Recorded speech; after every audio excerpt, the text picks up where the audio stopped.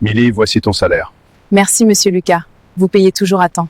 Voulez-vous le compter pour vérifier si le montant est correct? Pas besoin, patron. Vous ne faites jamais d'erreur. Le lendemain matin, le soleil se levait à peine sur le port, noyant les grues dans une brume orangée. J'étais déjà à mon bureau, observant le va-et-vient des dockers, lorsque ma femme entra. Un café à la main et un sourire moqueur aux lèvres. Elle me demanda si mon ange de l'honnêteté était revenu rendre l'argent, ou si elle avait déjà disparu avec le trésor. Je ne répondis pas.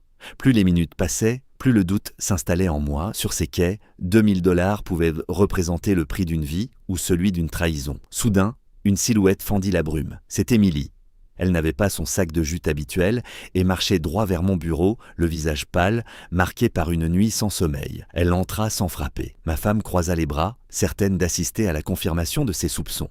Milly posa une enveloppe sur mon bureau, les mains tremblantes, et commença à parler d'une voix brisée. Ma femme l'interrompit avec ironie, insinuant qu'il manquait de l'argent. Mais Milly ne la regarda pas. Elle expliqua qu'elle avait couru à l'hôpital pour payer les soins de son fils et qu'en sortant les billets, elle avait réalisé qu'il y en avait beaucoup trop. Elle sortit alors 2 liasses de sa poche, 2000 $ de surplus. Toute la nuit, elle avait été tentée d'y voir un miracle, un signe du destin pour sauver son enfant. Pourtant, les paroles de sa mère résonnaient en elle. On ne bâtit pas la santé d'un fils sur le vol d'un patron honnête. Elle poussa l'argent vers moi, affirmant qu'elle préférait travailler 10 ans de plus plutôt que de perdre sa dignité. Un silence assourdissant envahit la pièce. Ma femme détourna le regard, rouge de honte. Je pris l'enveloppe sans la remettre dans mon tiroir. Milly s'apprêtait à sortir, déjà courbée par le poids des habitudes, lorsque je l'appelai. Inquiète, elle se retourna, croyant qu'il manquait quelque chose. Je lui répondis qu'au contraire, il y avait trop d'honnêteté pour que je la laisse partir ainsi. Je m'approchai et refermai ses doigts sur l'enveloppe. Ces 2000 $ n'étaient pas une erreur, mais le prix de ma confiance. La veille, ma femme prétendait que la pauvreté rendait les gens voleurs. Aujourd'hui, Milly venait de prouver que la noblesse ne se mesure ni au portefeuille, ni aux bijoux, mais au cœur. Je me tournai vers ma femme pour lui faire comprendre la leçon,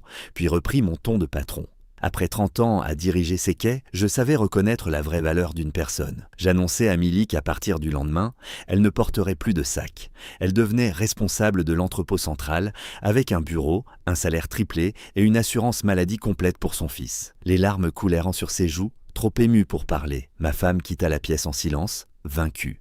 Quant à Milly, elle repartit vers le quai, non plus comme une ombre parmi les ouvriers, mais comme celle qui allait désormais les diriger. En la regardant s'éloigner, je compris qu'on pouvait tout voler sur les docks, sauf la dignité d'une personne juste.